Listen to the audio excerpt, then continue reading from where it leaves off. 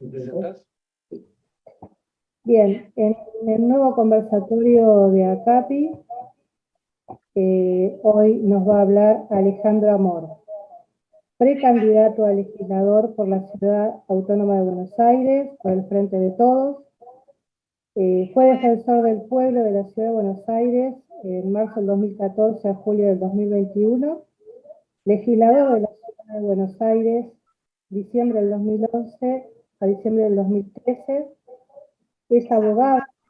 Tiene posgrado en Relaciones Colectivas de Trabajo Profundizado, otorgado en la UBA, un máster en Empleo, Relaciones Laborales y Diálogo Social en Europa, en la Universidad de Castilla-La Mancha. Su carrera política comenzó en el Sindicato Único de Trabajadores del Estado de la Ciudad de Buenos Aires, en SUTECA, y luego en la Confederación de Obreros y Empleados Municipales de la Argentina. Posteriormente ocupó el cargo de presidente en el Instituto de Políticas Públicas de la Ciudad de Buenos Aires, del 2000 al 2007.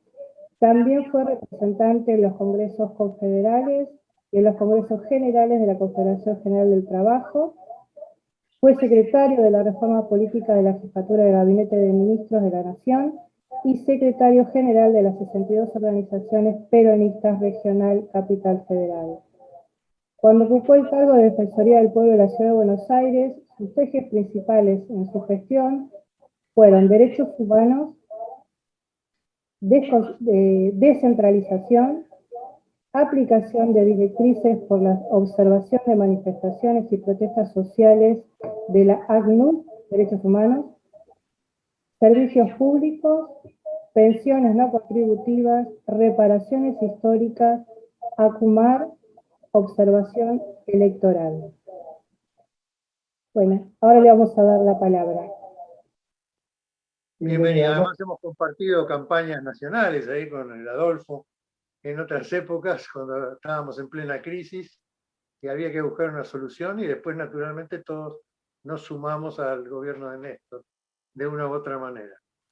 Así que hemos visto la lucha y recorriendo el país.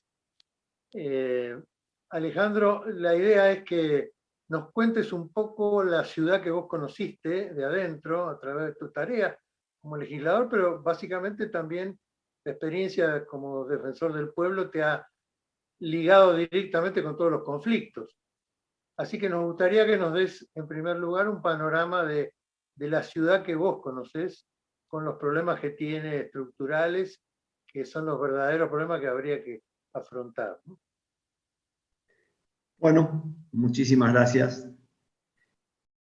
La verdad que hace más de una década la ciudad de Buenos Aires tiene un gobierno con un signo político muy claro que legítimamente, obviamente, ha ganado todas las elecciones, incluida la última como jefe de gobierno, con un porcentaje inédito en la ciudad de Buenos Aires. Durante todo ese periodo de tiempo de gestión del expresidente Macri, primero como jefe de gobierno, y las dos gestiones de Horacio Rodríguez Larreta, ha habido una, si se quiere definir como agenda política, probablemente, como las definiciones de las líneas fundamentales muy marcadas.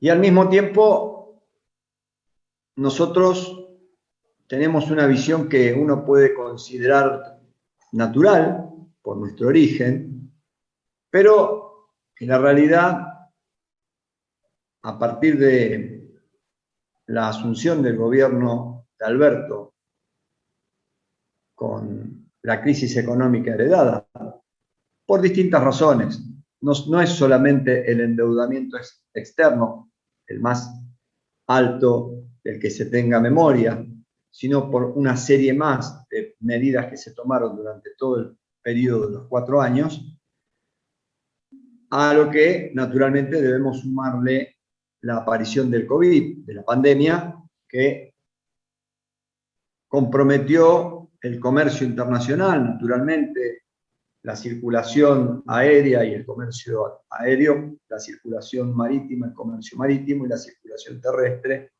y el comercio terrestre, se cerraron fronteras y obviamente esto también impactó internamente en la Argentina. Sumado a ello las medidas que se fueron tomando del tipo sanitario.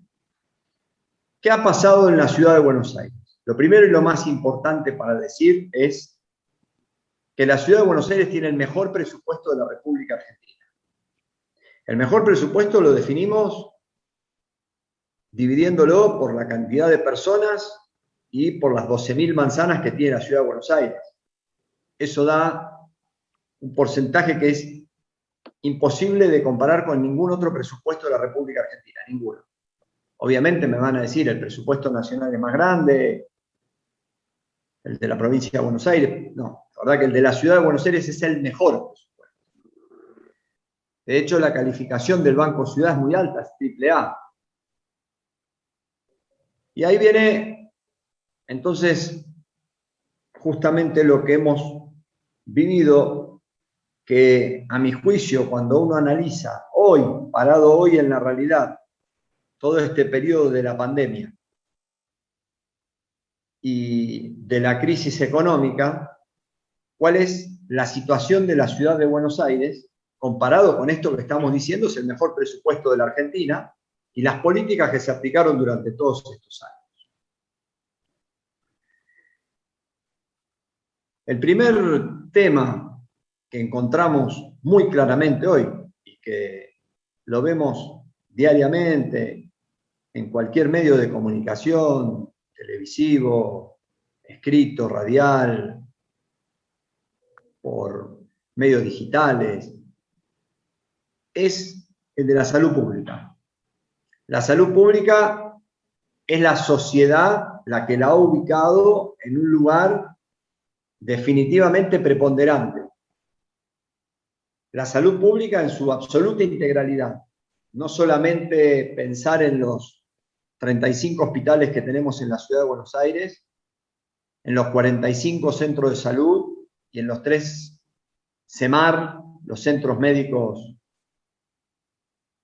de mayor tamaño, digamos, que tiene la ciudad, sino también pensarlo en términos de la salud pública que alcanza a las prestaciones de los sistemas provinciales, municipales y nacionales. La sociedad fue, en particular en la ciudad de Buenos Aires, a los hospitales a hisoparse, a internarse por un COVID moderado o a quedar internado cuando tuvo que ir a una unidad de terapia intensiva. ¿Cuántas camas de terapia intensiva tiene la ciudad de Buenos Aires, el Estado, el gobierno de la ciudad en sus 35 hospitales? 500 camas de UTI. Bueno, uno piensa, la verdad que es una espalda grande, porque cuando uno ve el resultado y se habla de la gestión del ministro Quirós, a quien no solamente respeto, sino que creo que es un profesional de un altísimo nivel, uno piensa, bueno, ha habido en ese sentido una gran capacidad para trabajar sobre la pandemia. Bueno, en principio quiero decir que cuando comenzó la pandemia, me tocó estar en la Defensoría en ese momento, y junto con el Gobierno Nacional, con Carla Bisotti, comenzamos a llevar adelante lo que se denominaba detectar, que era el trabajo en particular en las villas y después en algunos barrios de la ciudad de Buenos Aires. Empezamos por aquellos barrios en los que conocemos la presencia de inquilinatos, como La Boca, San Cristóbal, pensiones, los geriátricos de la ciudad de Buenos Aires.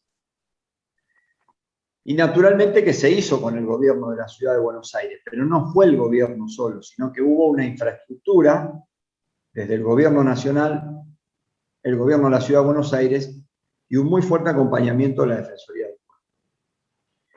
Ahora, vuelvo al tema de las camas de unidad de terapia intensiva, porque ustedes recordarán que la ciudad en un momento, estamos hablando de septiembre del año pasado, llegó al pico de la pandemia. La primera semana de septiembre fue el pico en la ciudad de Buenos Aires, en la Argentina unos días después.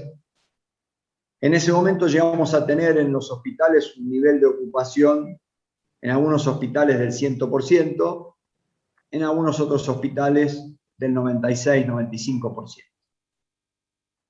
Pero vuelvo a las unidades de terapia intensiva, son 500. ¿Por qué? Porque justamente las unidades de terapia intensiva fueron de las políticas más agresivas del gobierno nacional, buscando la compra de respiradores para la atención justamente de una enfermedad que es una de las características, atacar la capacidad respiratoria de las personas, sobre todo con las neumonías bilaterales. A partir de la definición de una neumonía bilateral en una persona, es muy probable que el cuadro se complejice y que termine entrando en una unidad de terapia intensiva para o el entubamiento o la utilización en el Hospital Fernández de esos que ustedes habrán visto que son una especie de casco de astronauta que se utiliza y que no es tan invasivo como el entubamiento. Bueno, el sistema de salud pública tiene 500 camas de unidad de terapia intensiva. ¿Cuántas tiene el sistema privado? Sistema privado, donde estamos hablando de las obras sociales que están en la Ciudad de Buenos Aires, de las prepagas y de los hospitales de la comunidad. 1.550 camas. El Estado tiene 500, el sector privado 1.550. Ustedes, dudo mucho que alguno de ustedes haya visto públicamente, salvo cuando Velocopit salía y decía tenemos el 95% de la ocupación de las unidades de terapia intensiva, vamos a colapsar la semana que viene. Jamás hubo un número, jamás se dio a conocer un número público de la ocupación de las terapias intensivas del sector privado. Pero es cierto lo que decía Velocopit, sobre todo en el mes de septiembre. No era tan cierto en el mes de julio. Eso no era cierto. En el mes de julio nunca se llegó a superar en el sector privado más del 70-72%. Es decir, uno puede pensar que el ministro de Salud de la Ciudad de Buenos Aires, Fernán Quirós, trabajó bien. Sí, lo reconozco, tuvo una buena gestión. ¿Fue la salud pública de la Ciudad de Buenos Aires la que tuvo la capacidad para contener no solamente a quienes vivimos en la Ciudad de Buenos Aires, sino quienes vinieron también a atenderse acá? No. La verdad que es un sistema que tiene como mínimo estos tres efectores: el público, el de obras sociales y el privado. La misma proporción se da en las camas de lo que podemos denominar moderadas. ¿Por qué es importante esto? Porque esto nos muestra claramente que la pandemia en la Ciudad de Buenos Aires tuvo una capacidad de contención que no la tiene ninguna provincia de la Argentina. Me animo a decirles que, conociendo también el sistema público de San Pablo y de Río de Janeiro, tampoco lo tiene San Pablo y Río de Janeiro, menos el Distrito Federal de México. ¿Por qué? Porque la Ciudad de Buenos Aires, además de las camas, lo que tenemos que entender es que entre los tres sistemas tiene más de 400 establecimientos de salud en la Ciudad de Buenos Aires. Además de los que ya le mencioné de la Ciudad de Buenos Aires, ustedes tienen los hospitales universitarios como el Clínicas, por ejemplo, hospitales nacionales como el ROFO, los hospitales de las Fuerzas Armadas. Después están los sanatorios de las obras sociales, el Anchorena, el Méndez. Después están los sanatorios de las prepagas, la Clínica Los Arcos, la Trinidad, la que fuere. Y después están los hospitales de la comunidad. Y después existen las pequeñas clínicas, o a veces no tan pequeñas, barriales, en toda la Ciudad de Buenos Aires. Ese es el universo que tuvo la capacidad de contener al COVID y que no se saturara el sistema. Pero hay que reconocer que la sociedad levantó a la salud pública, la ubicó en un lugar, realmente se hablaba de la salud pública. A mí me sorprendían los medios de comunicación que no se hablaba del resto del sistema, se hablaba de la salud pública. Y se hablaba insistentemente, incluso periodistas que son especializados, conociendo muy bien, o que vienen, son periodistas que al mismo tiempo ejercieron, tienen la profesión médica, se recibieron, ejercieron en hospitales públicos. Nelson Castro ejerció en el Hospital Santoyani, por ejemplo, y sin embargo no hablaban del sistema privado, pero que tuvo el mismo nivel de tensión y el mismo nivel de estrés que soportó el sistema público. Ahora bien, ¿cuáles son las dos diferencias entre el sistema público y los otros dos sistemas? La ciudad tuvo durante todos estos años un altísimo proceso de desinversión. Es decir, cuando uno mira el presupuesto de la ciudad de Buenos Aires, desde el año 2007 hasta la fecha, hasta el día de hoy, lo que va a ver es claramente que la inversión presupuestaria en el sistema de salud baja. Algunos de ustedes me pueden decir, bueno, pero en este año no. Sí, en el año 2020, comparándolo con el 2021, en el 2021 se redujo 2,5 puntos el presupuesto de salud. 2,5 puntos en plena pandemia. Se redujo en plena pandemia. Y esto es un modelo en el que les recuerdo que hace 3 años se planteó el cierre de 5 hospitales de la ciudad. El Udaondo, el IREP, para los más antiguos como yo, lo que alguna vez fue la Fundación Evita, o un poco más adelante el Instituto de Rehabilitación del Lisiado, el Hospital Marie Curie de Oncología, el Hospital Udaondo y el Hospital Ferrer. Se planteaba el cierre de estos 5 hospitales. Ahora me gustaría saber si hay alguien que hoy públicamente se anime a sostener la posibilidad de cerrar algún hospital. De hecho, se está planteando la necesidad de ampliar, por ejemplo, el Hospital Grierson, que está en Lugano, que carece de un lugar para que la gente que hace la guardia o que trabaja durante la noche tenga vestuarios y baños para bañarse. No tiene el Hospital de Lugano, el Grierson, que sería el último construido. Sin embargo, la sociedad realmente reconoce al sistema de salud, realmente lo ha reconocido, y hay una relación demoledora cuando uno compara la cantidad de millones de visitas a los hospitales con años anteriores. Sorprende la intervención de la interrelación entre la sociedad y el sistema de salud. Así que este es el primer tema que durante años lo que hubo fue una política de bajar el presupuesto, y lo que nos encontramos es que la sociedad lo pone en valor y lo pone como uno de los primeros temas de lo que podemos llamar la agenda política de hoy.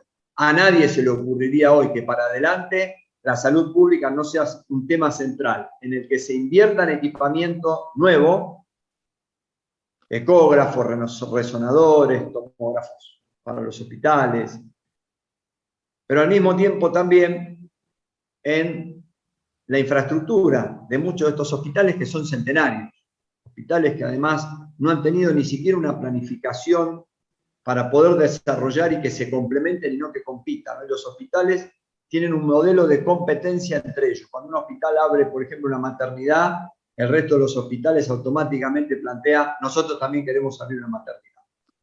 Cuando en realidad lo único que uno debe hacer es establecer un sistema hospitalario, primero que se complemente con la provincia de Buenos Aires, con el conurbano y después con la nación en conjunto, pero al mismo tiempo que se complemente con los sistemas privados de obras sociales y de prepagas y de medicina de los hospitales de la comunidad. Pero por último queda un tema que es el fundamental, que se trata del personal. El personal, el nivel de contagio se fue de casi 11.000 personas y el nivel de personas fallecidas, bueno, es público, es conocido que fue muy alto en el sistema de salud. Y ahí viene una discusión muy profunda que es, bueno, la sociedad reconoció a la salud pública. El personal de enfermerías diariamente trabaja 14 horas. ¿Por qué? Porque la ciudad de Buenos Aires y la Argentina, pero en particular la ciudad, no tiene personal de enfermería. Nosotros deberíamos tener, de acuerdo a la normativa de la Organización Mundial de la Salud, 4 enfermeras por cada médico. La ciudad de Buenos Aires hoy cuenta con aproximadamente 6.000 enfermeras y enfermeros que, para poder cumplir con el funcionamiento pleno del sistema, hacen lo que se llama módulos y complementan entonces una jornada de 14 horas diarias en la ciudad de Buenos Aires. Por eso el sistema de salud es para mí uno de los ejes centrales para discutir y debatir, porque la sociedad está acompañando muy claramente esto. El segundo tema es la educación. De nuevo uno dice, bueno, son temas tradicionales, el peronismo siempre ha sostenido, pero no es nada más que una cuestión del peronismo. La verdad que de nuevo uno ahí cuando lee los presupuestos del inicio del 2017, del 2007 hasta hoy, se encuentra con una baja demoledora del presupuesto educativo. Pero al mismo tiempo esa baja del presupuesto educativo muestra algo que se nos presenta de la siguiente manera. En el 2007 teníamos acá arriba a la educación pública en cuanto a la matrícula, la cantidad de alumnos que se inscribían y que iban a estudiar la educación pública. Y acá abajo la educación privada. Y esto se invirtió. Hoy la educación privada está por arriba de la salud pública, la educación privada está por arriba de la educación pública en cuanto a cantidad de alumnos y alumnas que van a las escuelas.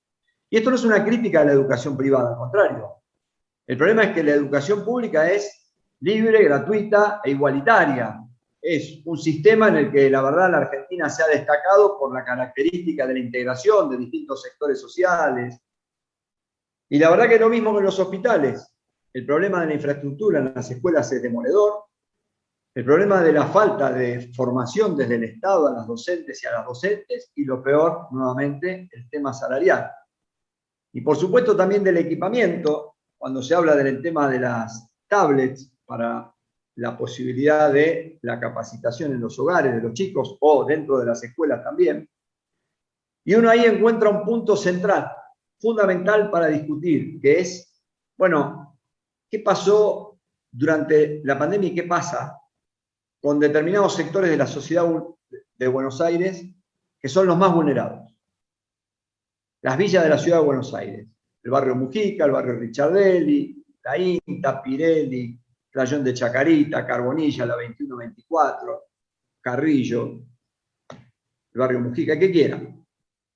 La realidad es que ahí viven 280.000 personas, pero al mismo tiempo tenemos los inquilinatos, las casas tomadas y las pensiones, donde viven otras 80.000 personas más, 360.000 personas que no tienen conectividad, no la tienen como la tenemos nosotros, que a lo mejor tenemos Cablevisión, cualquiera de las empresas que tienen una internet rápida que te permite una conexión permanente y de buena calidad. Entonces, alguno de ustedes me puede decir, bueno, pero es caro lo que estamos pagando por el servicio de internet. Bueno, vamos a verlo. Lo primero es decir que la verdad que cuando se llevó adelante toda esta acción política de intervención social urbana, como se denominó, en las villas de la ciudad de Buenos Aires, con los edificios construidos en la Villa 31, en el barrio Mujica, en una parte en la 2124, en la 20. La verdad que uno piensa, bueno, la persona que desarrolló eso, evidentemente son arquitectas, arquitectos, ingenieros, ingenieras que planificaron con todos los servicios públicos, cloacas, agua potable, tendido de luz, tendido de gas. ¿Y qué pasó con la conectividad? O sea, la persona que desarrolló eso, que son viviendas construidas en los últimos 4 años, porque si ustedes me dicen, son viviendas anteriores a los 90, yo digo, bueno, fenómeno, no había internet, o por lo menos no la teníamos de manera masiva. No, estas son viviendas construidas ahora, de hecho se están terminando. En este momento en la Villa 31 se están construyendo, en este momento en la 2124 se están construyendo. Y no hay conectividad ni siquiera en el Playón de Chacarita, por ejemplo. ¿Por qué avenidas corre, por ejemplo, la conectividad de estas empresas privadas que estamos usando nosotros en este momento? El Playón de Chacarita tiene la avenida Forre, la avenida Triunvirato y la avenida Federico Lacroze. Por esas 3 avenidas hay conexión digital de las principales empresas de venta de Internet. En las villas no ha habido conexión de Internet y por lo tanto los chicos y las chicas de los sectores más vulnerados son las personas que han sido más perjudicadas por la imposibilidad de formarse y capacitarse durante todo ese tiempo por la falta del tendido de la red digital para poder conectarse. Pero al mismo tiempo, sí hubo chicos y chicas que se conectaron. Y por eso le decía lo del precio. ¿Y cómo se conectaron? A través de la telefonía celular, con los datos personales. Y todos sabemos que la utilización de los datos personales para bajar contenidos de manera permanente, sobre todo contenidos de estudio, obviamente son muchísimo más caros que lo que cualquiera de nosotros paga por un abono a cualquiera de las empresas. Esta es la realidad. ¿Por qué? Porque además estamos hablando de los sectores de menores recursos de la ciudad de Buenos Aires. El tercer tema es el del ambiente. Y algunos de ustedes pueden decir, bueno, pero ¿en qué nos pega el cambio climático, el ambiente en la ciudad de Buenos Aires? ¿Es una abstracción? ¿Eso es una cosa futurista? La verdad que no. La verdad que es algo concreto. Digo, si vemos, por ejemplo, que tenemos la bajante del río Paraná más importante probablemente de algo más de los últimos 70 años. Que las fotos que vemos de Rosario son las de barcos, botes, lanchas, apoyados sobre el lecho de barro del río porque no hay agua. Que las tomas de agua potable de Rosario están comprometidas. Y que el río Paraná con el río Uruguay son los principales afluentes del río de la Plata. Nosotros ya en algún momento a lo largo de la historia tuvimos algún problema con la bajante del río de la Plata a raíz de vientos, sobre todo cuando sopla el pampero y aleja el agua de la costa. Bueno, hoy uno de los riesgos que estamos corriendo, esto es hablado con la gente de AISA, es la posibilidad de que esa bajante también venga y pegue en las tomas de agua de acá del río de la Plata, que ustedes podrán ver, por ejemplo, enfrente del aeroparque. Ustedes saben que el río de la Plata es un río de llanura, es un río que la cota del río es de 5 metros promedio. Es decir, cuando uno ve el canal Mitra, ya esa línea en el horizonte, eso es un canal dragado permanentemente, porque todos los días se sigue acumulando lo que viene bajando fundamentalmente del río Paraná, que es barroso, no del río Uruguay, que tiene lecho de arena. Pero ¿en qué nos pega además todo esto? Bueno, fundamentalmente en lo que tiene que ver con los espacios verdes. Nosotros en la ciudad de Buenos Aires es la ciudad de Latinoamérica con menor cantidad de metros cuadrados verdes por persona. Y en el medio de esto se toman decisiones en la ciudad de Buenos Aires, desde el gobierno de la ciudad, como la venta de tierras de Costa Salguero. El único lugar de la ciudad de Buenos Aires que tiene 1 kilómetro de costa conectado con el río. 1 kilómetro de costa. No hay ningún otro lugar de la ciudad con 1 kilómetro de costa en el que uno pueda bajar, caminar y estar al lado del río. Porque usted me puede decir, bueno, está contaminado. No importa, pero por lo menos puede bajar al río. Porque si vos arrancás desde la General Paz, yendo hacia el Riachuelo, en la General Paz, cuando entras al Parque de los Niños, te encontrás que hay un paredón de 30 metros. Ves el agua, pero 30 metros abajo. Si seguís, te encontrás con el monstruo que acaban de construir, el Tiro Federal, que directamente ya no ves el agua porque es el Tiro Federal. Después aparece la parte de Liceo Naval, que está en disputa con la Universidad de Buenos Aires. Bueno, Cuba.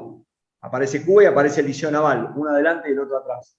Bueno, de nuevo, tampoco lo podés ver porque no podés pasar, es una propiedad de los clubes o de la Universidad de Buenos Aires, pero tampoco podés acceder. Después ya viene la ciudad universitaria, después viene el Parque de la Memoria, después viene el aeropuerto, otra vez 30 metros de paredón, viene el club de pesca y ahí entras a Costa Salguero, que está en la cabecera del aeropuerto.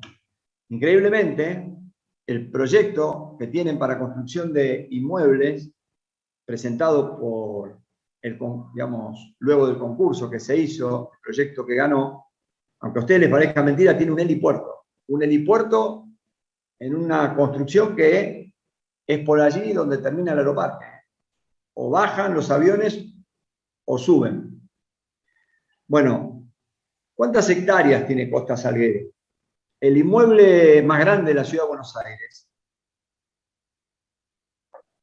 el predio más grande, único, tal vez ustedes me pueden decir es 3 de febrero, no, 3 de febrero está dividido.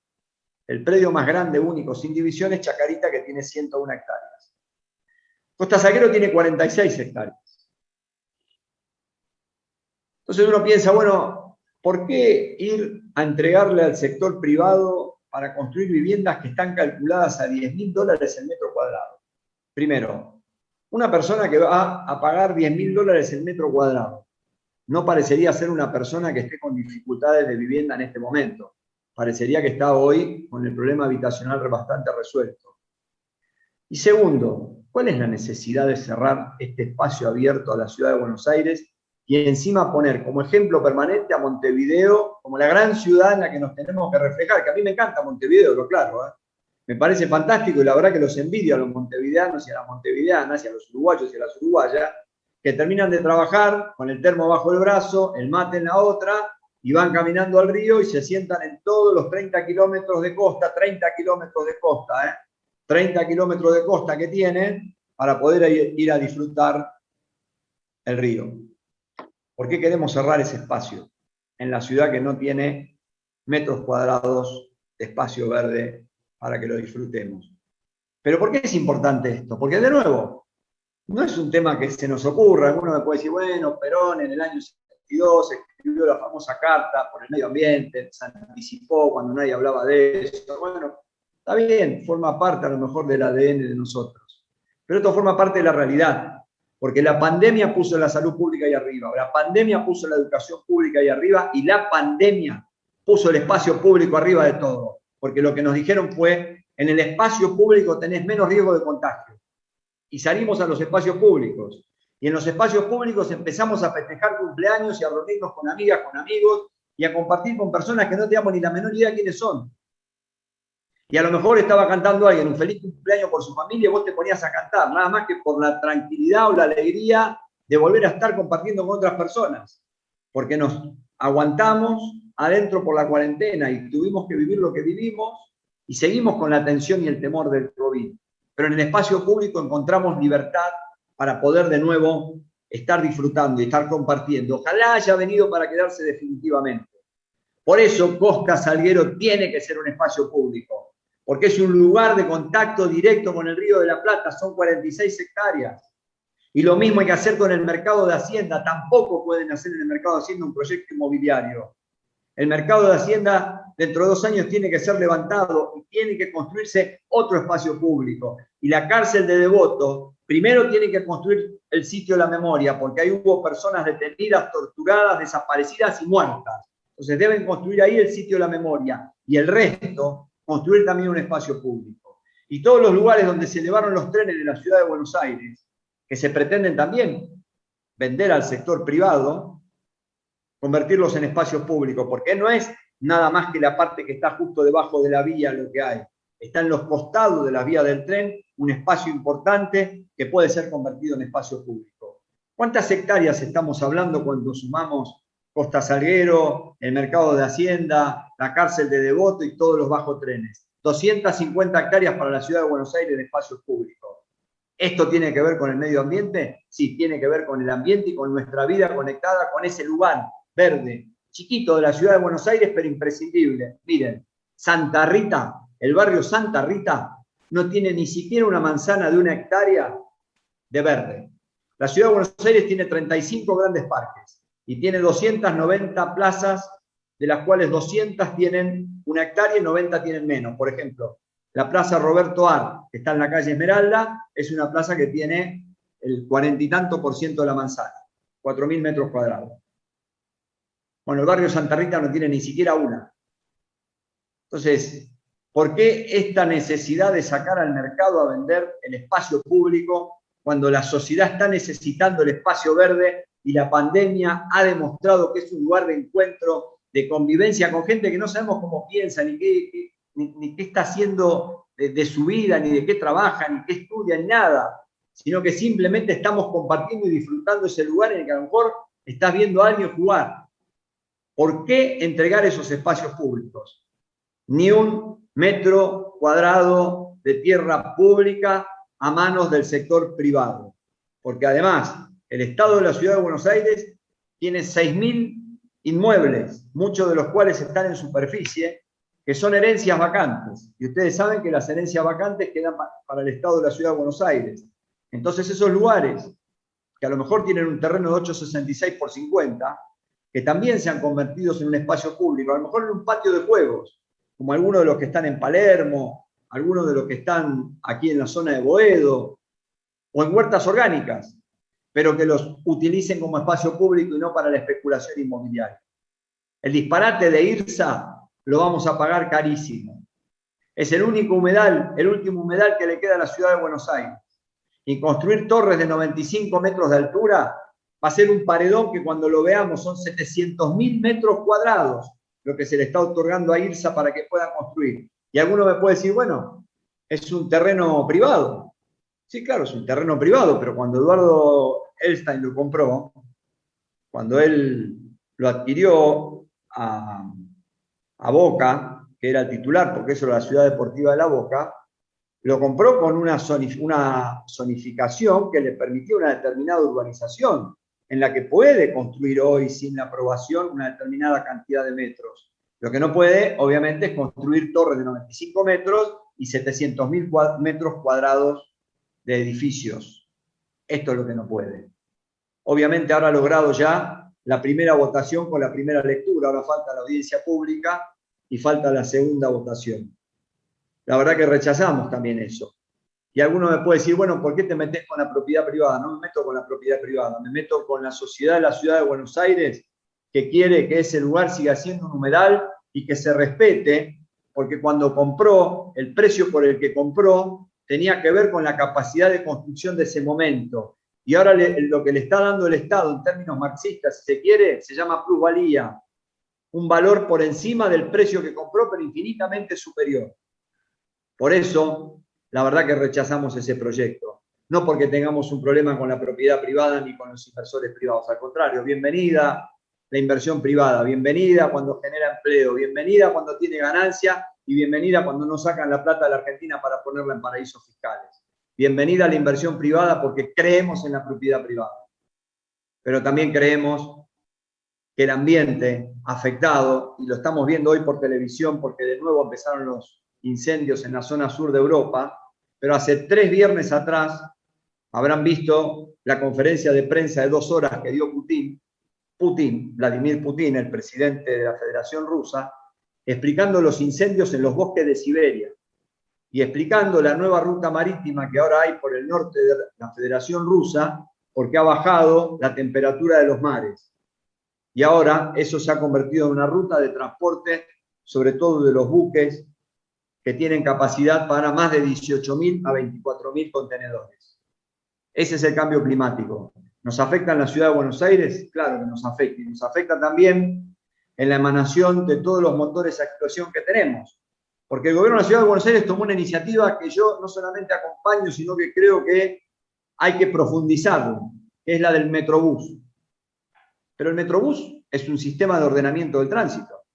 Vos sacaste los vehículos grandes, los pusiste en un lugar especial y dejaste a los vehículos más chicos recorriendo por otro lugar con más libertad. Y al mismo tiempo armaste el paseo del Bajo para los otros vehículos grandes y gastaste 780 millones de dólares para los vehículos de transporte, para los camiones que van al puerto. Ahora, el problema es solamente el ordenamiento del tránsito de los vehículos grandes, porque el conflicto del tránsito del resto sigue estando en la ciudad de Buenos Aires.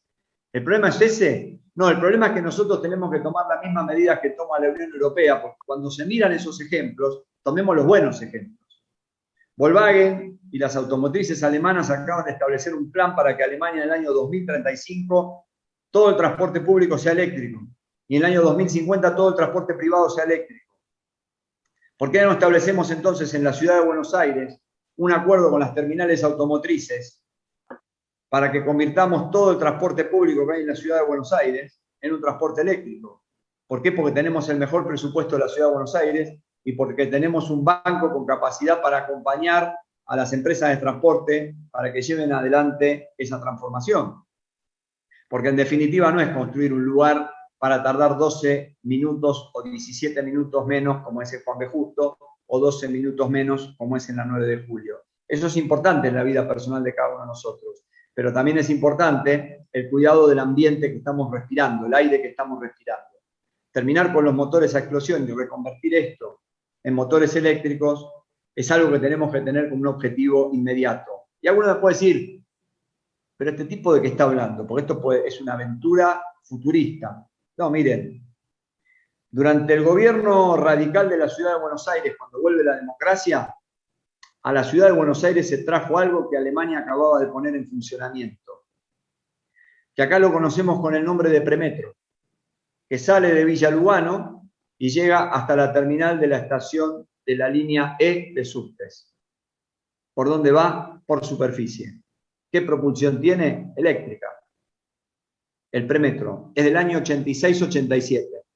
O sea, en todas las avenidas de la ciudad de Buenos Aires podemos establecer el mismo sistema. Lo que pasa es que ahora no necesitamos el tendido de la red eléctrica por arriba, como tiene el premetro, sino que alcanza y sobra con la transformación de los motores. Pero voy a dar un ejemplo más simple. El otro día, en la carrera de las 24 horas de Le Mans, volvió a ganar por primera vez después de Jorge Cupeiro, que lo ganó en el año 67, volvió a ganar un argentino, Pechito López, que corrió con un Toyota.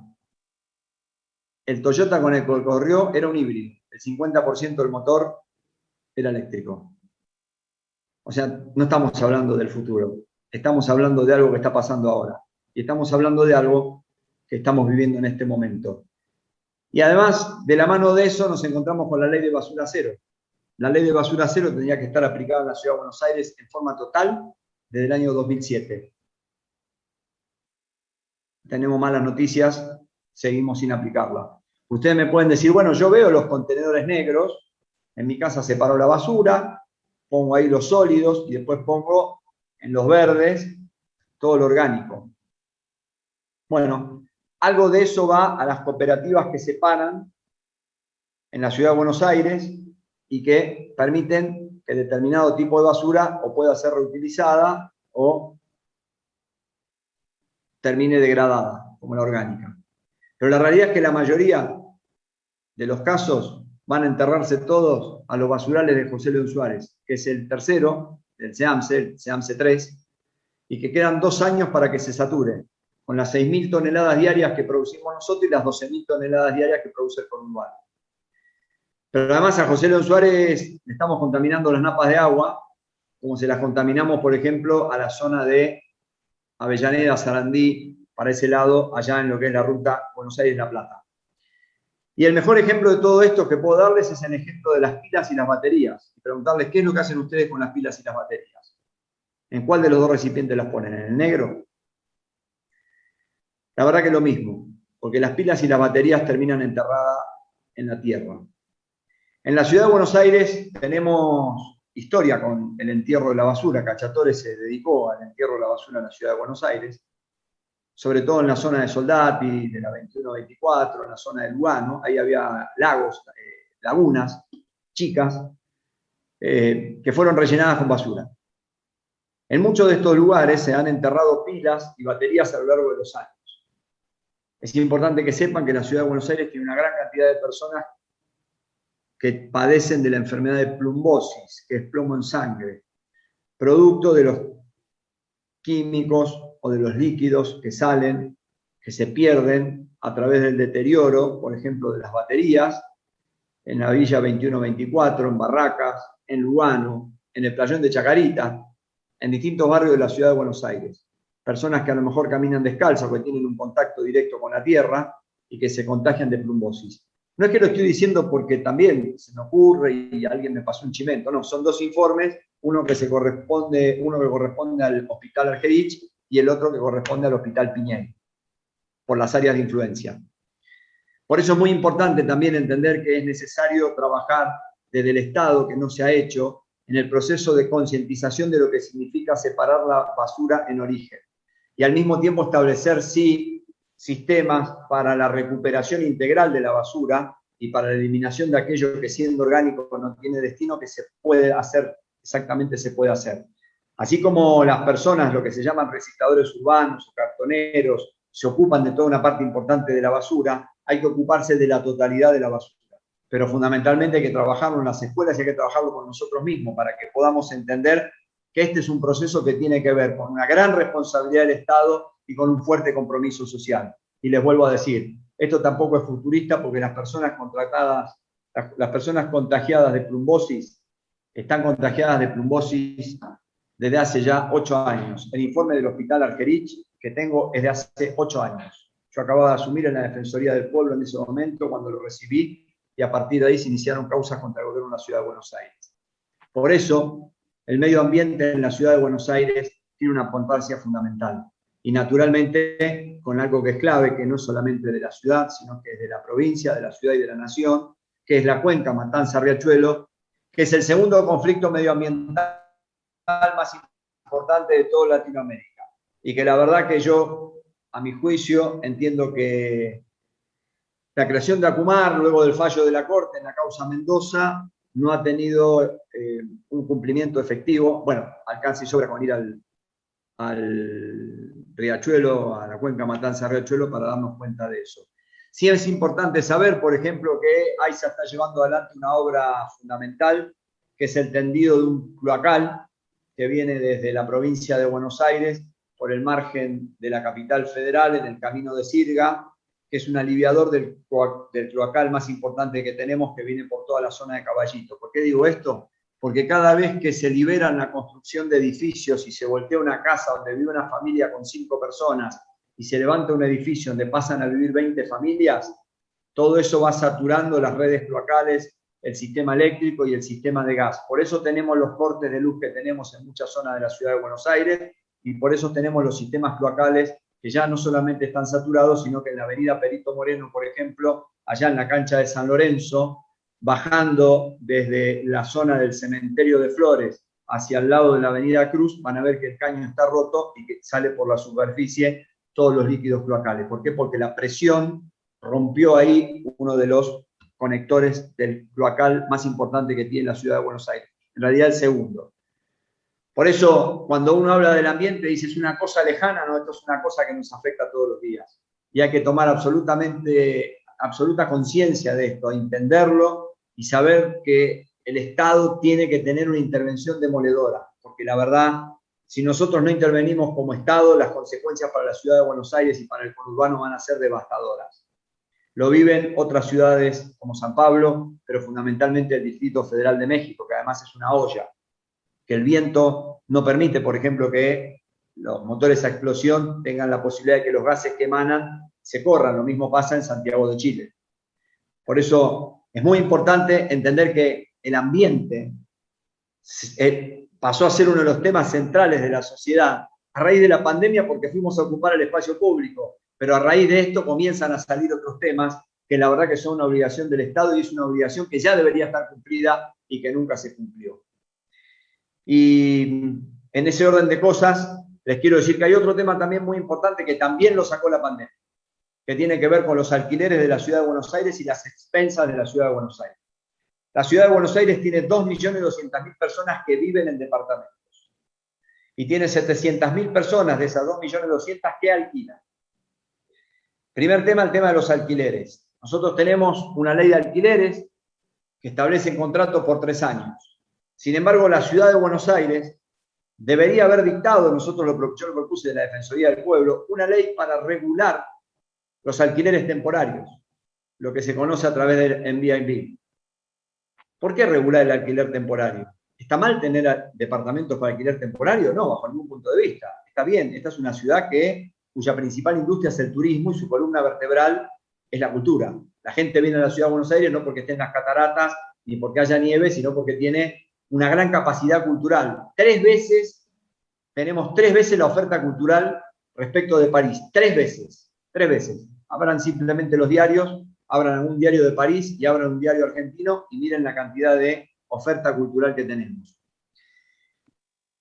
En ese marco, uno analiza y dice, bueno, pero ¿por qué regular la situación de los alquileres temporarios? Porque cuando vos no regulás el alquiler temporario, sucede lo que está pasando en este momento, que es, las personas no firman los contratos, sino que van por alquileres temporarios, y el alquiler temporario está siempre, naturalmente, ligado al dólar o al euro, porque tiene que ver con el alquiler de personas que vienen por 7 días, 5 días, 3 días, porque a lo mejor hacen después Cataratas, Mendoza, Ushuaia, y vuelven a la ciudad de Buenos Aires o pasan por Calafate, qué sé yo. Pero son 3, 4, 5, 6 días, entonces alquilaste un departamento, pero tiene un determinado valor. Ahora, cuando vos esto lo dejás librado y socialmente vas viendo que la gente, en particular los propietarios, y ojo, cuidado con esto porque hay también una especie de estigmatización sobre quienes son dueños de departamentos como si fueran grandes monopolios ligados a la sinarquía internacional. No, la verdad que son personas comunes, la mayoría, que a lo mejor heredaron un departamento, un departamentito, 2, 3 ambientes de su familia y que lo está usando como un ingreso que le complementa su posibilidad de vida. Ahora, eso es una cosa. La ley de alquileres, ¿qué vino a hacer? La ley de alquileres vino a buscar un equilibrio entre el propietario del inmueble y el inquilino, que siempre el inquilino está en una situación de mayor debilidad, porque es el que tiene que buscar la garantía a través de un departamento, a través de un seguro de caución. Entonces vino a poner un equilibrio en este lugar. Cuando vos salís de esta relación de la ley de alquileres, de un contrato de alquiler de 3 años, y te metés en la ley, en un alquiler temporario, este equilibrio que establece la ley se rompe y el inquilino queda sujeto a que la persona le diga, bueno, listo, ya está. Pasaste 2 meses afuera, viene otra persona y levanto el precio. ¿Por qué? Porque entiende que el mercado ha subido los precios. Y efectivamente eso es lo que está sucediendo. Los departamentos de la ciudad de Buenos Aires se han incrementado de una manera exponencial los alquileres temporarios y están levantando los precios de los alquileres de departamentos de 1, de 2 y de 3 ambientes fundamentalmente, porque eso es más o menos lo que se utiliza para alquiler temporario, que justamente es la mayoría de los departamentos. Bueno, esto mueve el precio de los otros alquileres, los alquileres que vos usás para 3 años. Cuando se te terminó el contrato y lo vas a renovar, te encontrás que te dicen, bueno, listo, pero pará, yo tengo una obligación con una ecuación para la actualización del valor que está establecida en la ley. Se vence esto, entonces te renuevo. O me vas por el alquiler temporario o te establezco una actualización en determinado valor y resulta que vos ya no lo podés pagar y te tenés que ir. Por eso es necesario que la Ciudad de Buenos Aires cree un organismo de control de los alquileres. Pero no para controlar a alguien en particular y castigarlo, sino para observar lo que está pasando en el mercado, analizarlo y tomar medidas sobre la regulación del mercado del alquiler temporario que son correctas. Pero lo quiero decir, vuelvo a lo mismo. ¿En qué países hay regulación? ¿En qué ciudades hay regulación de alquileres temporarios? Bueno, en Nueva York, en Berlín, en las ciudades europeas que se suelen nombrar también como ciudades de referencia. Bueno, ¿por qué no utilizamos el mismo criterio? Está muy bien que alguien quiera tener alquiler temporario y está muy bien que alguien quiera tener un alquiler permanente para vivienda, para vivir. Por eso está faltando esto y no hay intención de hacerlo, porque forma parte también del sistema de especulación inmobiliario. Si quieren, como ejemplo, vayan por Puerto Madero de noche y vean la cantidad de departamentos a oscuras que hay. Y que no son personas que les gusta vivir en la oscuridad, simplemente están vacíos. Forman parte de un sistema de especulación. O miren la torre que está construida en Camposalles y Libertador, ahí enfrente del CENAR. Y vean, y van a ver que solamente el 30% está iluminado de noche. El resto no andan a oscuras, están vacíos. Bueno, eso es la especulación inmobiliaria y eso es la especulación a la que nos van sometiendo cada vez que se van vendiendo estos espacios de tierra y se van permitiendo semejantes torres con esas capacidades que vienen. Recordemos, por ejemplo, que la Avenida Libertador, que antes se llamaba Blandengues, antes era el río. La Avenida Libertador se llamaba Blandengues, antes de llamarse Blandengues era el río. Son terrenos que se ganaron al río. Ahí se construyó esta torre, que como ustedes sabrán tiene 60 pisos. Bueno, ahí estás saturando el sistema cloacal, el sistema agua potable, el sistema de energía eléctrica. Por eso es muy importante también que se abra esta discusión. El tema de los alquileres y el tema de las expensas. ¿Por qué? La ciudad de Buenos Aires por primera vez en la historia tiene un 25% de mora en las expensas, de titulares de inmuebles como de inquilinos. 25%, jamás en la historia se había superado el 10%, estamos en el 25%. ¿Qué hizo la ciudad de Buenos Aires? Porque vos estás en la ciudad de Buenos Aires. El ABL, que es justamente lo que vos pagás por el inmueble, ¿cuánto representa en el presupuesto de la ciudad? Un presupuesto que va a ser de 600.000 millones de pesos. El que está vigente, 600.000 millones de pesos porque acaban de mandar la actualización con 85.000 millones, o sea, de 600.000 millones de pesos. ¿Cuánto representa el ABL dentro del presupuesto? El 8%. Pero no el 8% del total, sino el 8% de lo que la ciudad recauda. Porque la ciudad, además de lo que recauda, tiene coparticipación federal. De lo que recauda significa el 8%. ¿Por qué no se establece una política, por ejemplo, del ABL de prórroga o de exención durante un periodo de tiempo para que las personas puedan actualizar el pago de las expensas? Porque también hay que entender que cuando hay un 25% de personas que no pagan las expensas, lo que se empieza a deteriorar es el edificio donde están viviendo. Y se empiezan a generar además conflictos entre los vecinos porque alguno paga, el otro no paga y hay enojos. Entonces el Estado ahí tiene que tener una intervención sana, inteligente, no una intervención boba, una intervención sana, que es una intervención promoviendo justamente la posibilidad de un corrimiento, una exención del pago de la ABL. Una de las medidas que debería haber tomado y que no se tomó. Son puntos que a lo mejor uno dice son menores. Bueno, 2.200.000 personas viven en departamentos, el 25% de eso son más o menos unas 500.000 personas, 550.000 personas. 550.000 personas están afectadas por la falta de una política de la Ciudad de Buenos Aires para poder sostener. ¿Y por qué lo digo? Porque alguno de ustedes me puede decir, bueno, pero el Estado se tendría que meter a sostener desde la ABL, porque estamos en pandemia. Y la verdad que el Estado debe intervenir fundamentalmente en situaciones de absoluta excepción, de excepcionalidad. ¿Qué mayor excepcionalidad hay que una pandemia como la que estamos viviendo? En la que muchas personas en la Ciudad de Buenos Aires, la Ciudad de Buenos Aires tiene 129.000 pymes y comercios. 129.000 pymes y comercios. ¿Qué política ha tenido el Estado de la Ciudad de Buenos Aires para el sostenimiento de estos comercios y pymes? Por ejemplo, una rebaja del ingreso bruto. No. ¿Créditos del Banco de la Ciudad de Buenos Aires? Bueno, hubo, sí, 300 créditos. La realidad es que el que se ha hecho cargo de todo esto es el Gobierno Nacional. Del total de las 129.000 pymes y comercios que tiene la Ciudad de Buenos Aires, el 95% recibió el ATP, o el salario solidario, y el Repro 2. Y al mismo tiempo también recibieron créditos del Banco Nación a tasa cero. Y también recibieron apoyo a los centros culturales y los teatros independientes de la ciudad, que no recibieron ningún tipo de apoyo del Estado de la Ciudad de Buenos Aires. Les dije antes, la cultura es la columna vertebral de la industria más importante, que es el turismo.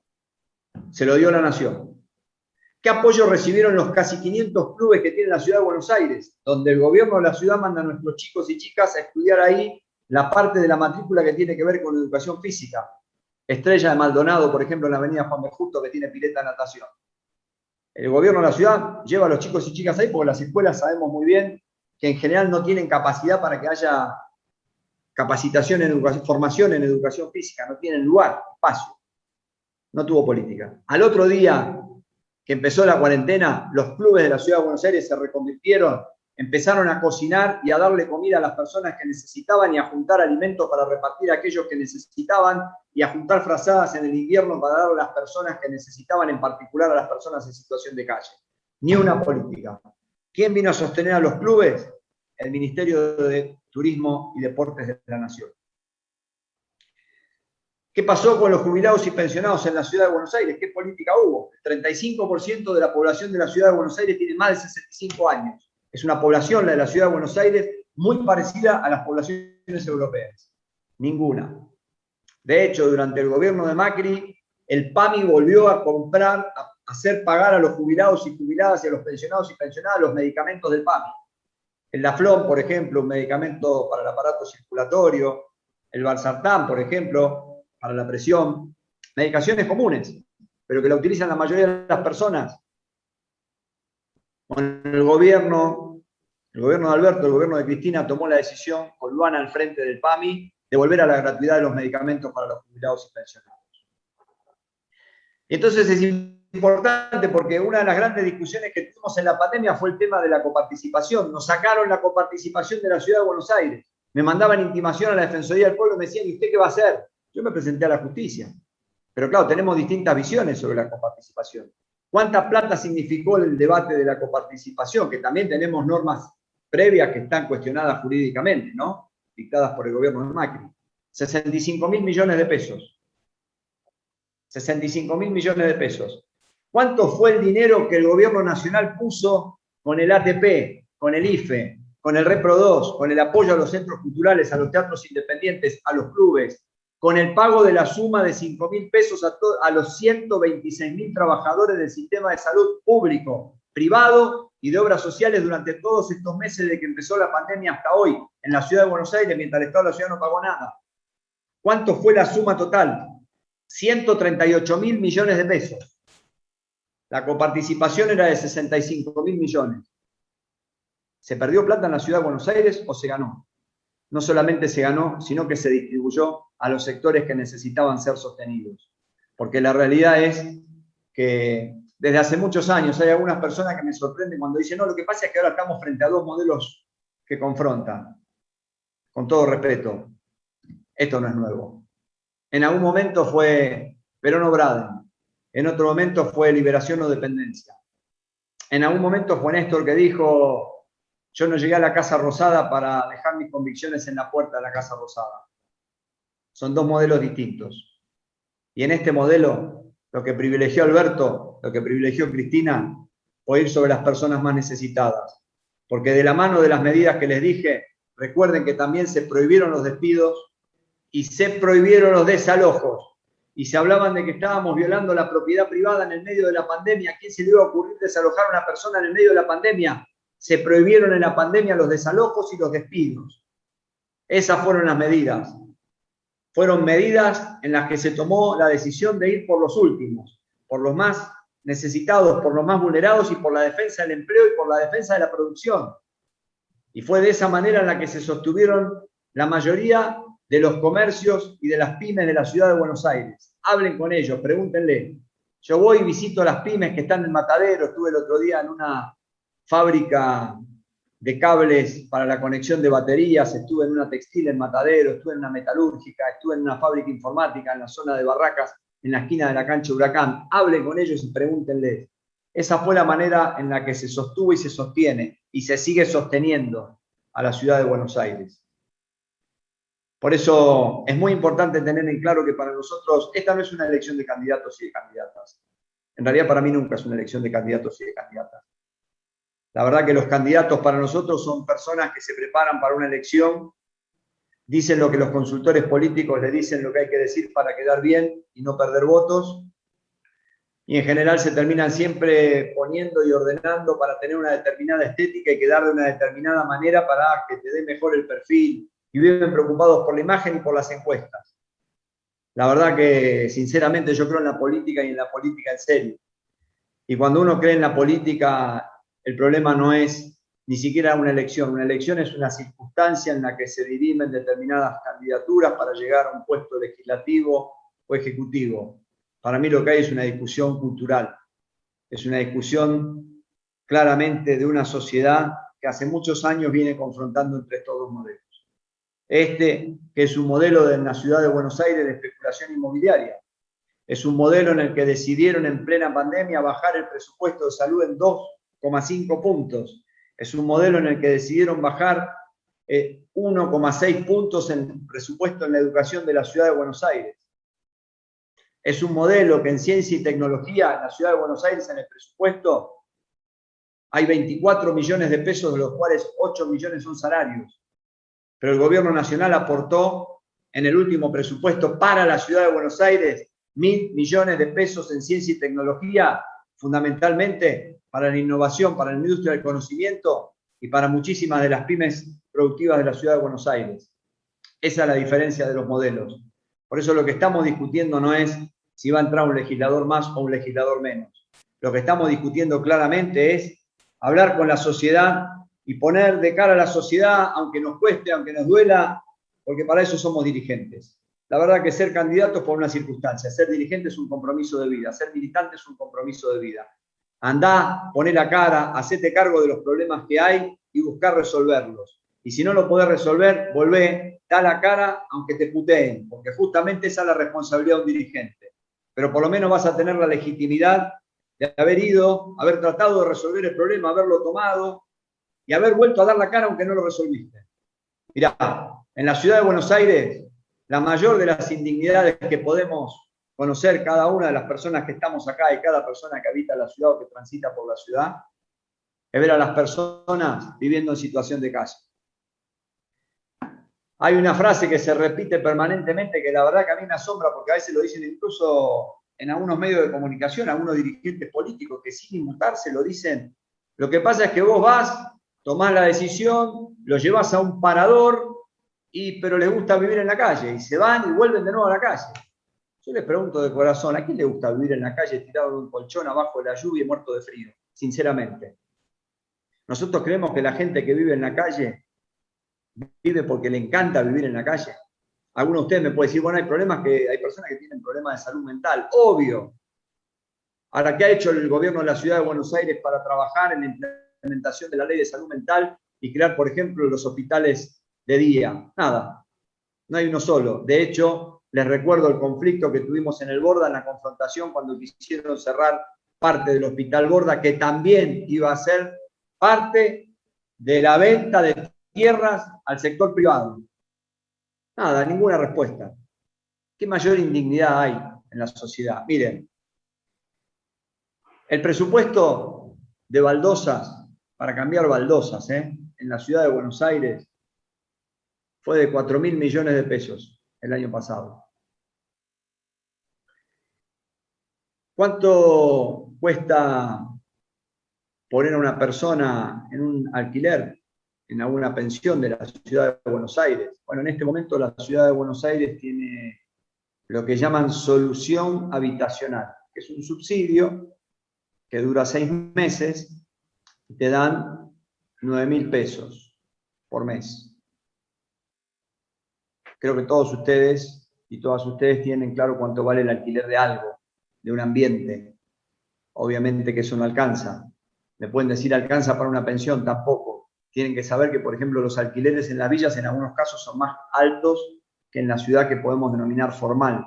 El alquiler de una habitación en la villa, en la 31 fundamentalmente, en algunos casos es más alto que un departamento, un ambiente en la ciudad formal. ¿Qué puede hacer el gobierno de la ciudad? Bueno, nosotros presentamos un proyecto de 5 leyes cuando fui defensor del pueblo hace poco tiempo. Pero el eje central es la construcción de hogares. Tampoco es nuevo lo que estoy diciendo, porque la verdad que lo único que tiene que hacer uno es mirar lo que están haciendo bien otros países, otras ciudades, o mirar lo que hicimos bien en algún momento de la historia. Es la creación de hogares integrales para familias que están en situación de calle. Yo no sé si se han dado cuenta que en la calle hay gente con muebles. Hay gente con muebles porque son personas que estaban viviendo a lo mejor en un departamento, un ambiente de 2, y no pudieron seguir pagándolo y terminaron en la calle. Hay gente que fueron echados de las villas, de los cuartos a donde vivían porque contraían COVID y por el miedo al COVID y al contagio al resto los echaban y quedaban en situación de calle. Y lo mismo pasaba con las pensiones o con los inquilinatos en la boca.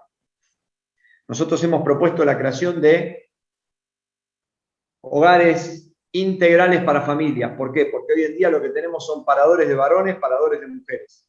Entonces, si vos tenés una familia en la calle, el varón va a un parador, la mujer va a otro parador, y los chicos, y la chica, sus hijos, hijas, ¿a dónde van? Bueno, quedan ahí, en algún colegio, por ahí si lo lográs ubicar, y a lo mejor el padre te queda en un parador que está a 9 kilómetros del de la madre.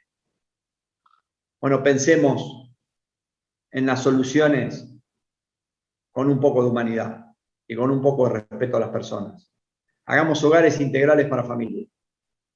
Tengamos también hogares porque hay personas solas en la calle, obviamente, pero hagamos hogares en los que además enseñemos un oficio, para que esa persona que está ahí de tránsito tenga la posibilidad después de reinsertarse laboralmente, o tenga la posibilidad de encontrar, de hacer una changa o lo que fuere, pero que se sienta útil, para que no terminen los paradores siendo como son ahora en la ciudad de Buenos Aires, el parador de Retiro que fui yo a clausurar, que eran lugares que ya tenían claramente hábitos y conductas tumberas, en la que te vendían la cama, en la que se vendía lo que vos quisieras comprar, en la que se vendía seguridad. Por eso, ¿qué mayor vergüenza tenemos como dirigentes y dirigentes políticas si nosotros en la ciudad de Buenos Aires tenemos, no importa el número, ellos dicen que hay 1.200, 1.800, no sé cuánto dicen, si hay 7.000, 8.000, no importa, una sola persona en la calle es una indignidad de lo más perverso que uno puede encontrar. Frente a un Estado que gastó 780 millones de dólares en construir el Paseo del Bajo, 780 millones de dólares. De lo que gastamos en publicidad, no podemos destinar un poquito y cambiar la lógica y fijarnos en las personas en situación de calle. Estos son los modelos. Un modelo de especulación inmobiliaria y un modelo que pone al trabajo como eje. Un modelo en donde el negocio es el fundamento de las políticas centrales y el cierre de los hospitales entonces se convierte en una circunstancia o un modelo en donde las personas son el sujeto al que va dirigido el presupuesto. Estos son modelos, pero no son modelos de hace unos días, ni son modelos de hace una década. Esta es una discusión que empezó el 17 de octubre de 1945, cuando hubo una política de inclusión a los cabecitas negras. Y de nuevo hubo una política de inclusión después de la caída del año 2001-2002, cuando la Argentina tuvo 13 cuasimonedas y fuimos casi a la disolución nacional. Estuvimos al borde de la conflictividad. Recordemos que hubo conflicto entre provincias y que se enfrentaron las policías de dos provincias. Y vino Néstor, la Argentina se recuperó el empleo, y para que tengamos memoria, en el año 2013 en Argentina se produjeron 940.000 unidades automotrices, de la industria automotriz. En el último año de Macri, 370.000. Esa es la diferencia de los modelos. Esa es la diferencia. Un modelo especulativo y un modelo de desarrollo industrial. Un modelo de negocios y un modelo de trabajo.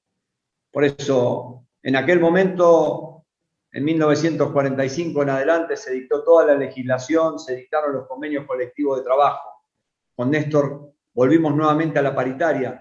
1000 paritarias anuales había y se volvió al empleo. En aquel momento las mujeres lograron votar y ser votadas. Y de nuevo, con Néstor y con Cristina, se logró el matrimonio igualitario y el reconocimiento al colectivo LGTBI. De nuevo, la integración y el reconocimiento a la diversidad. No es casualidad. Los mismos modelos vienen confrontando a la Argentina desde hace años. Podrán tener mejores modales, podrán ser más simpáticos a veces cuando hablan, pero a la larga, el Messi de las finanzas, el mejor equipo económico, por más divertido que sonara, cada vez que decían mala mía, nos metieron 100.000 millones de dólares de deuda que comprometen no a nosotros, por lo menos a 2 o 3 generaciones. Ese es el modelo contra el que nosotros estamos planteando la política para votar, no este domingo, sino la política que tiene que llevar a la Argentina. Ese es el modelo del trabajo, de la producción, el modelo en el que se terminen los planes sociales para que las personas se integren con dignidad al trabajo y no estén sometidas a un plan social, que el plan social solamente debería haber sido creado para una circunstancia, pero es el trabajo el que te da la dignidad a vos, aunque no te guste el trabajo que estás haciendo, pero decidir vos lo que hacer con ese salario que te ganaste vos con tu labor. Es el empleo. Esa es la discusión fundamental. Así que la verdad que vuelvo a decirles, esto no es una elección de candidatos. Esto es una elección que tiene que ver con la historia de la Argentina. Y además una elección en la que tenemos la convicción de que conocemos los problemas de la ciudad de Buenos Aires. Cuando vos conocés los problemas también podés plantear claramente las soluciones. Y que esta elección es simplemente un escalón porque marchamos hacia el año 2023 en el que tenemos la certeza de que la ciudad de Buenos Aires va a estar en manos de un gobierno peronista. Muchas gracias.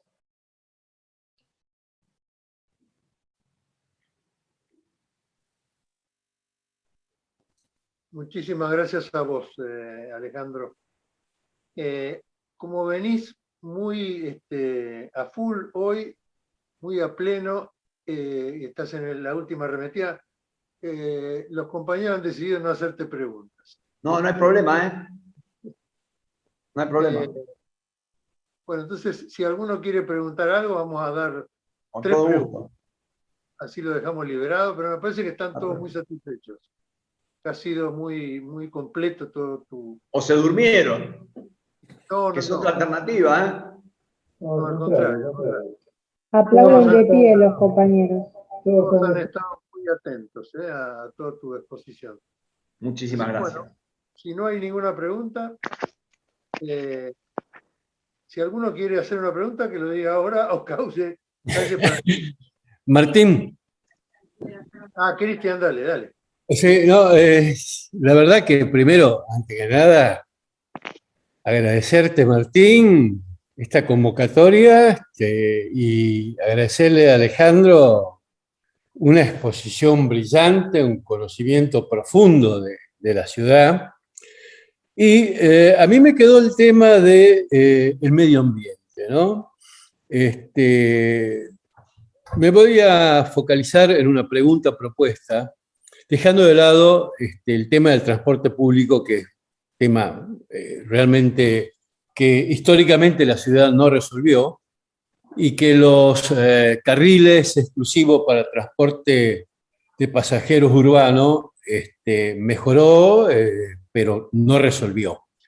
Exacto. Pero, y ahí tenemos un problema porque al hacerse los carriles exclusivos, que lo llaman los porteños Metrobús, pero quienes recorrimos el mundo sabemos que el Metrobús es otra cosa, a su vez tiene efectos negativos porque han achicado las calles laterales, entonces se produce un embotellamiento con la producción de gases de combustión de los motores a combustión interna.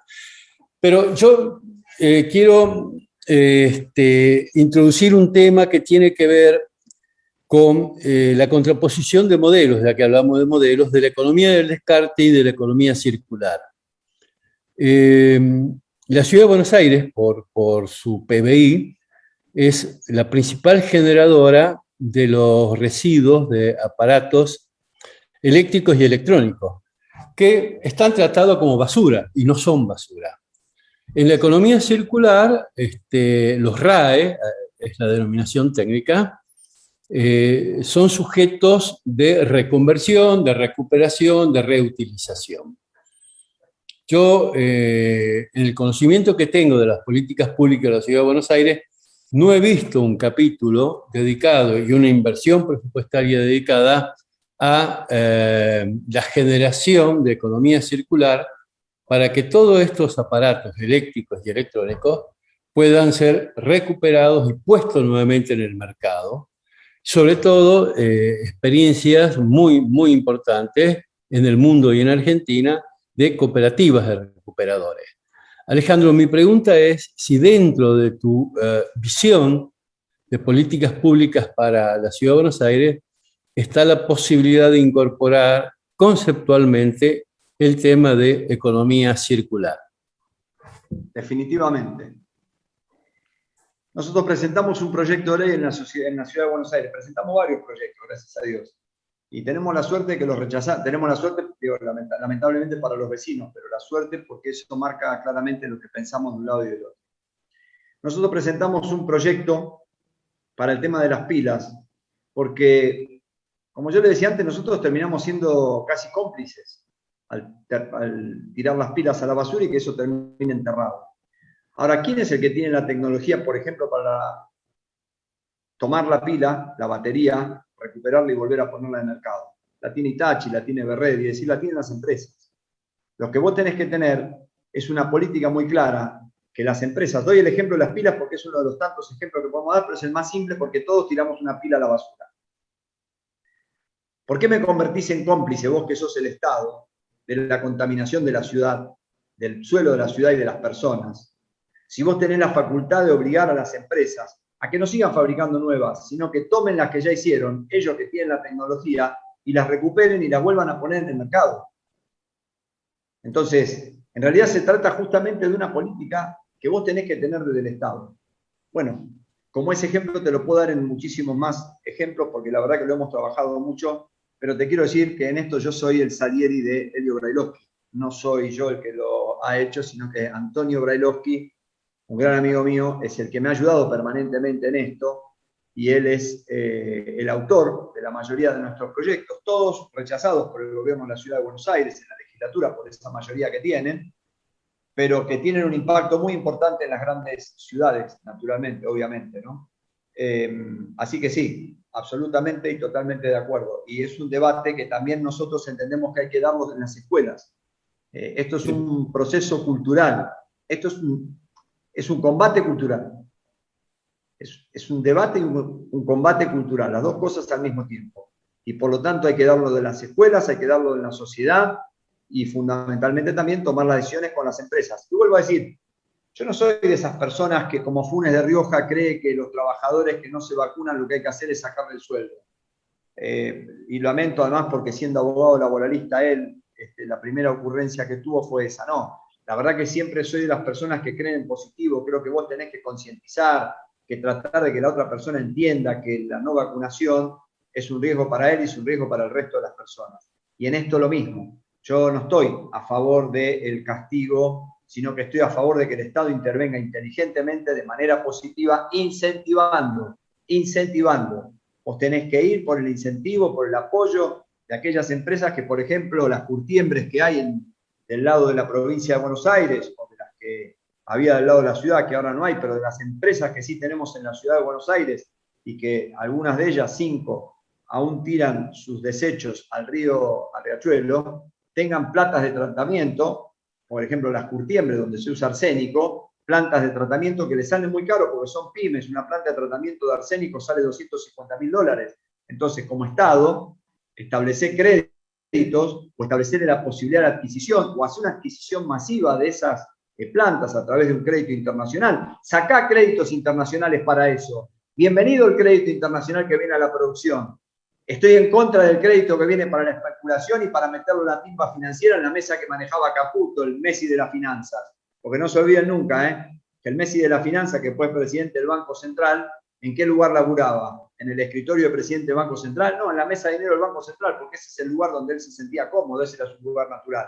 Entonces, establezcamos estos criterios, establezcamos estas políticas, que tienen que ser políticas de fondo, son políticas que trascienden a un gobierno. Uno no va a creer que plantas de tratamiento para el arsénico es una medida que la tomamos nosotros y si viene otro gobierno no se toma. No, es una política de Estado. Y además la afectación del medio ambiente la estamos viendo de una manera alarmante. Yo siempre discuto con algunas personas, tal vez, en fin, gracias a Dios lo tenemos a Francisco, que cuando escribió y nos ofreció y nos propuso al mundo la Laudato Si, nos marcó un camino del cuidado de la casa propia, de la casa común. Gracias a Dios, unos meses después, las Naciones Unidas se dieron cuenta de que había un problema con el medio ambiente y dictaron la Agenda 2030. Unos meses después, aclaro, ¿no? Pero primero salió la Laudato Si. También ubico las cosas porque así como en la escuela nos enseñan primero la Revolución Francesa y después la independencia de los Estados Unidos, cuando temporalmente son al revés, acá te explican la Agenda 2030 y te dicen, y además el Papa dictó una Laudato Si. Vamos por parte. El hombre de blanco escribió la Laudato Si y un tiempo después en Naciones Unidas se dedicaron a este tema que parece que ahora les preocupa un poco más. Así que sí, completamente de acuerdo. Muy bien. ¿Alguien más? Martín, ¿le puedo preguntar? Claro. Alejandra soy. Bueno, Alejandro, lo que yo te quiero preguntar, sé que ustedes tienen la idea de transformar el país y que vienen haciendo un gran trabajo, pero quería saber qué es lo que pide y solicita el vecino, porque todo lo que ustedes tienen es un proyecto transformador de cambiar las historias de cada uno de ellos, pero ellos en sí, ¿qué solicitan? ¿Qué los mueve a ellos a poder tener una decisión electoral y dar directamente la voluntad de ellos hacia qué? ¿Hacia qué? ¿Qué solicita el ciudadano ahí, más allá de todo lo que vos proponés? Mira, te voy a dar una respuesta que te va a sonar a lo mejor un poco maoísta, pero en realidad lo primero que uno tiene que hacer es escuchar a las personas, acercarte y escuchar. Desde la Defensoría del Pueblo lo primero que hicimos fue abrir las 41 sedes que hoy tiene la Defensoría del Pueblo, tiene una sola, descentralizarla y además al mismo tiempo crear en las redes sociales todos los canales posibles para que la gente no solamente se pudiera comunicar, sino también hacer las denuncias, etc.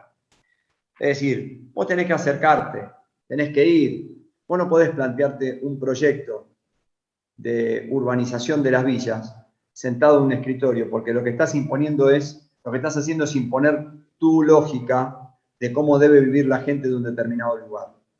Vos lo que tenés que hacer es acercarte al lugar.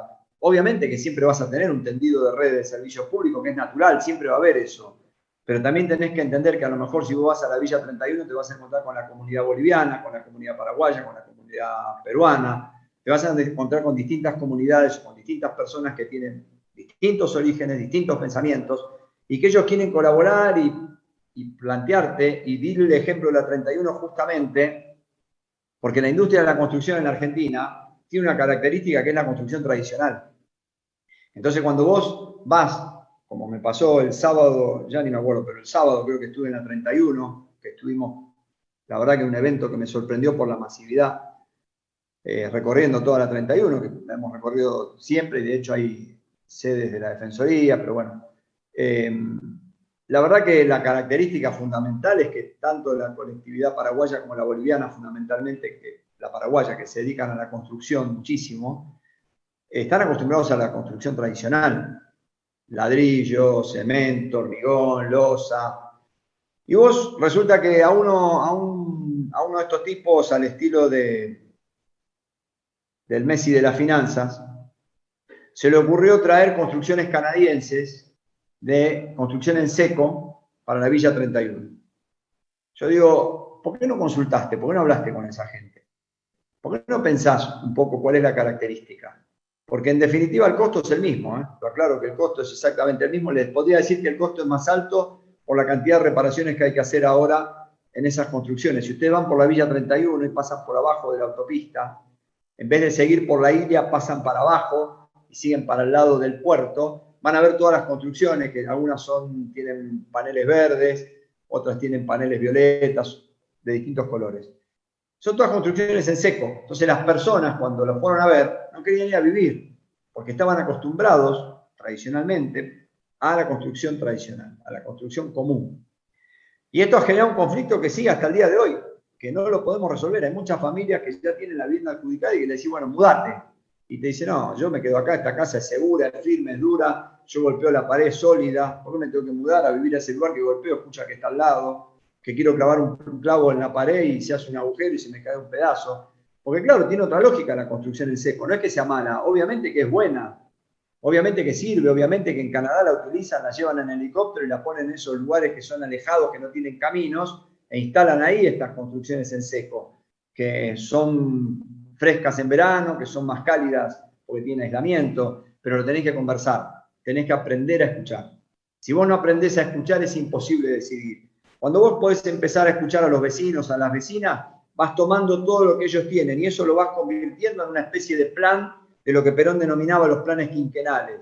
Y ese plan quinquenal lo devolvés como políticas a la sociedad, políticas públicas a la sociedad. Por eso te dije que era un pensamiento medio maoísta, pero en realidad es un pensamiento simple, un pensamiento de sentido común. Tomá lo que la gente plantea, escuchala, prestale atención. No quiere decir que tengan toda la razón, pero tienen una razón determinada. Escuchala y después tomá las decisiones centrales. No hagas, porque cuidado, porque no nos olvidemos también como dato que les doy, que por ejemplo el cloacal de la Villa 31, ¿a dónde fue a parar? Al pluvial de Retiro. La conexión la hicieron con el pluvial de Retiro y todavía está hecha. Bueno, parece que no es tan buena esa construcción, o por lo menos la empresa constructora no fue tan lúcida, y AISA se niega obviamente a certificar.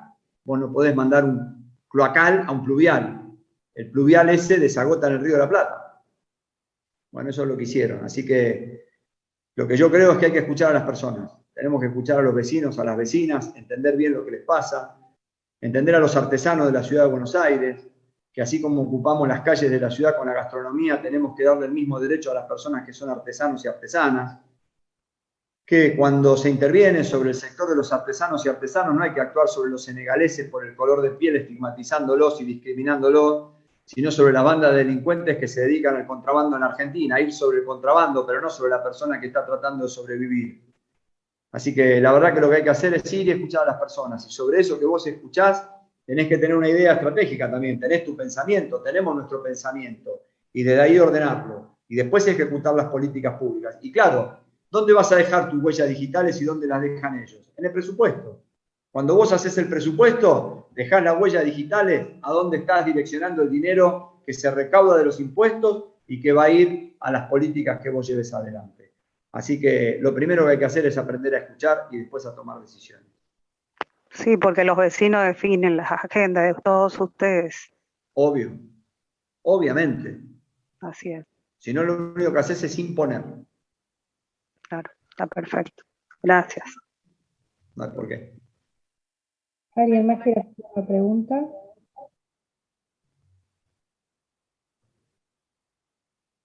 Bueno, Entonces damos por finalizado este conversatorio. Martín. Muchas gracias. Esto se va a desgravar y se va a distribuir velozmente, así que te agradecemos enormemente toda la generosidad que tuviste con nosotros. La verdad que es una información valiosísima para la gente que no sabe los problemas de la sociedad, de la ciudad de Buenos Aires. Y bueno, se va a enterar mucha gente que antes no lo sabía, así que es la contribución nuestra. Para nosotros, hacer periodismo es acercarle la realidad de las cosas a la gente. Para que después muchísimas gracias, Martín. Muchísimas gracias a todas y todos ustedes por la paciencia. Les vuelvo a pedir disculpas antes. Y bueno, y estoy, por supuesto, para lo que quieran, porque estos son algunos de los temas sobre los que estamos trabajando, pero obviamente que sí, tenemos muchos proyectos más. Tenemos la propuesta de la creación de un polo industrial metalmecánico en la ciudad de Buenos Aires, en 100 hectáreas, acordado con la industria automotriz, con ESMATA, con la UOM. Hay muchas propuestas, así que cuando quieran, con todo gusto, cuentan conmigo para lo que necesiten. A total disposición. Un gran abrazo. Gracias. Invitamos a los compañeros a abrir los micrófonos y despedir con un fuerte aplauso. Muy bien, Alejandro, muy bien. Muchísimas gracias. Un gran abrazo.